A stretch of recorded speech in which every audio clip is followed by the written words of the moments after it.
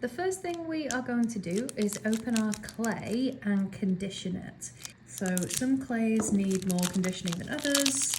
I'm going to take some pieces, I'm going to roll them a couple of times by hand, and then I'm going to roll them through the pasta machine. Once I've got it cut, I'm going to roll it out. I'm going to use my acrylic rolling pin, which I just need to clean first. I'm going to give it a little roll so that it's flat enough to go through the pasta machine, because you can't roll anything that's too thick. So it turns out this clay was not in great condition, probably because it's been in my spare room for a while, and it's really hot here in Korea. So I had to run that through the pasta machine about 1,000,000 times. It was quite frustrating. Like at first it's all crumbly and it's kind of falling apart.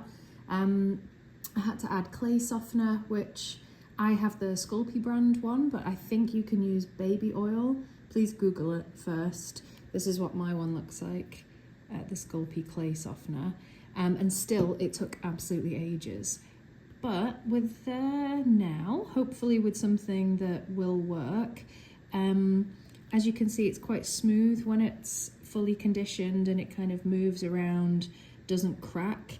You're supposed to be able to fold it in half and it not crack, but I still think this isn't quite there, so I'm not going to try that. However, it should be fine for what we're going to make today. And today I'm also going to use mica powder, and I'm going to use that in moss green because I'm going to be making some Christmas tree designs. So once I've got my clay all rolled out on the pasta machine, this is the thickest level on my pasta machine, but it's still quite thin. I'm going to take some of the mica powder using my craft knife, and I'm just gonna put it in the middle. So I want these colours to be quite dense, so I've used quite a lot, but if you want a lighter colour, obviously use less. Now I don't bother wearing gloves for this because mica powder washes off pretty easily. And I'm just going to rub it around so that it kind of sticks to the clay.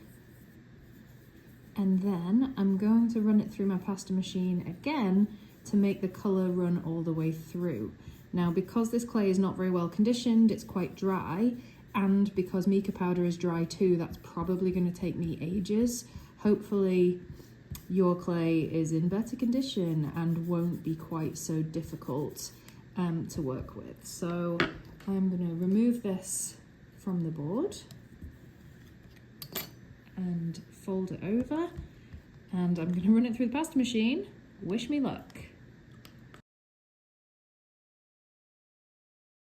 So I've got this flat piece, and what I'm going to do is take my flat blade and I'm going to chop it into little chunks. Now how big you make the chunks is up to you. Where each kind of line is just going to give the size of the balls or the squares that you're going to make, and then you're going to be wrapping some of those in gold or silver foil, and so the size of the chunks really determines how much gold you're going to see in each piece. So you can leave them flat like this, but I prefer to kind of squish them into little shapes. Quite irregular, I like. Some people like them really orderly and square, but I like to kind of just make mine into balls or rounded off cubes, just roughly with my fingers, until I've got a whole tile of them.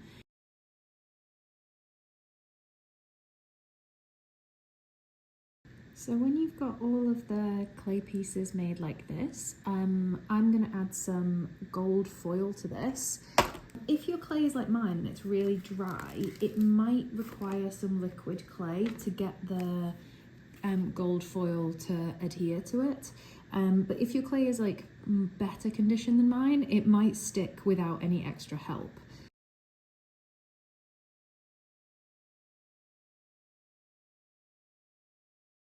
My liquid clay is nearly running out, so the bottle looks like this.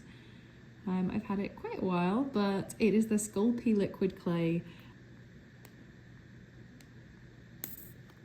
Let's go for 2 pieces of foil with this one. And then as the clay is quite sticky now, I'm just gonna roll it around gently so it doesn't break up too much. It always breaks up a lot anyway, but I don't really want it going all over the table. And now what we need to do is try to squish these together so they form a kind of log or like a brick. Now, if these ones that have the gold around them, they're not that sticky anymore because the gold is kind of in the way of the glue. So we may need to add more liquid clay. So I'm going to gather it all into my hand. A few of them have made an escape. There we go. I'm going to gather them into my hand and then I'm just going to squish. And I'm hoping that the heat of my hand and the stickiness left from the liquid clay is going to help me form it into a shape without much extra help. And now this is kind of, it's clear that this is going to stick together without much extra help. I'm going to start squishing it against the tile to try and make it into a kind of square shape, which will be easier to cut.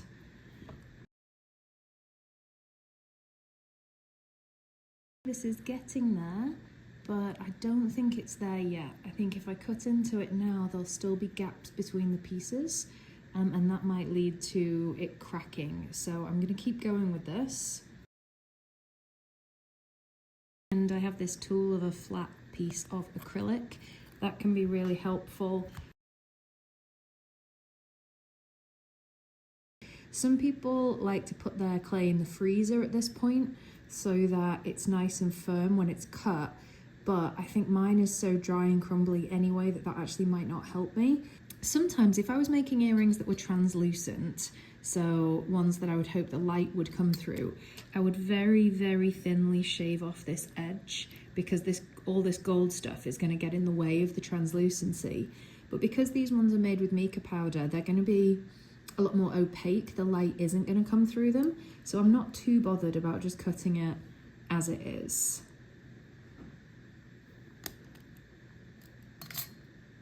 And there we go. You can see here there is still a gap between a couple of the pieces, but it shouldn't be too much of a problem when it's rolled out.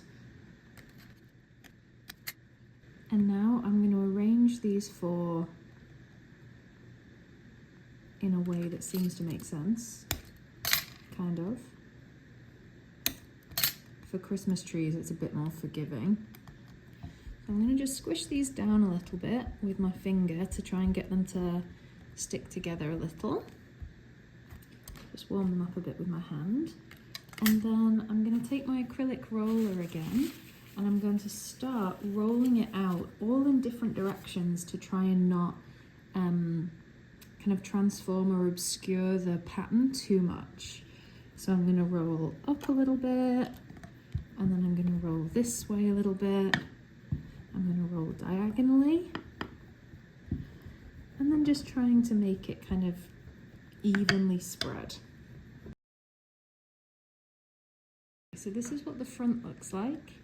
Now this is what the back looks like, but don't worry, when we cut out the shapes we're going to be rubbing the backs with acetone later anyway, so if there is a piece that's got kind of in the middle and it looks a bit ugly on the back, we can fix that later.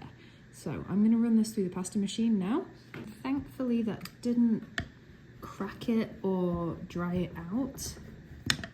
So here we have a mica powder slab with gold running through it.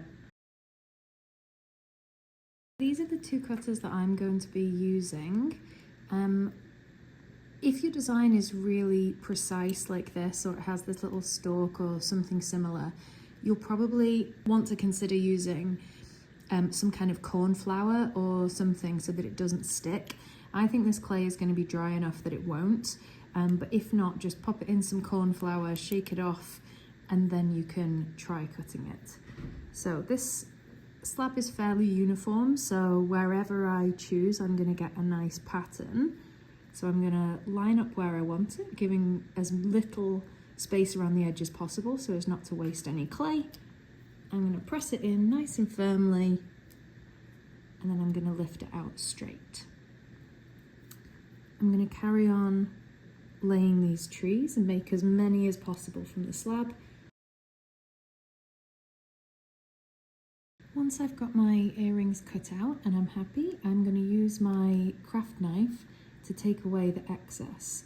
Now, because I don't like waste, and because this particular design looks nice with both really clear cut lines of gold like this and also a more kind of powdered effect, I'm going to use the leftover clay to create some extra earrings in a slightly different pattern, but that might not work for your style. So I'll show you what I mean just in case it does. As this clay is dry, it's not going to peel off in a really satisfying way like it does on Instagram. Okay, so now I have all the scrap around the edges. I'm going to turn that into something new. So what I will do is get a new tile.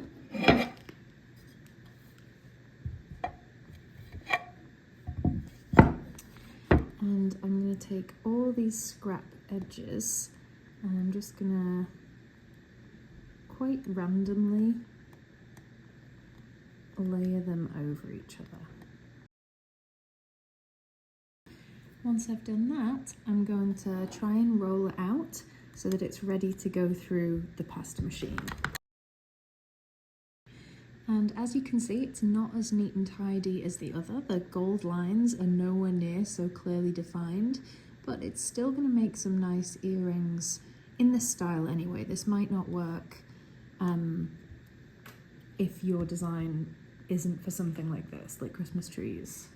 This is my tray of earrings that is about to go into the oven, but before I do put it into the oven, I recommend that you use a sharp craft knife to try and clean up the edges as much as possible before. You can clean up edges afterwards using a sanding tool, which I'll show you in the next video, but it's so much easier to tidy it up with the craft knife whilst it's still soft.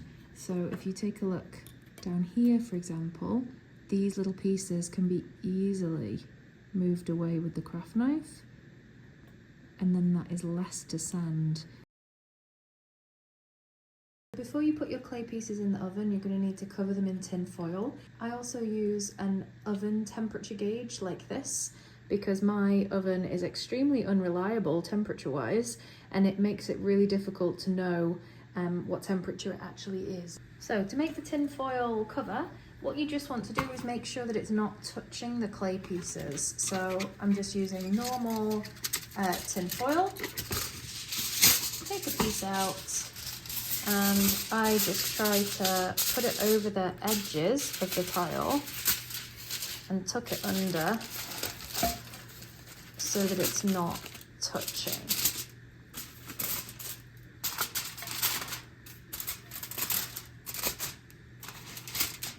Something a bit like that, if you can see.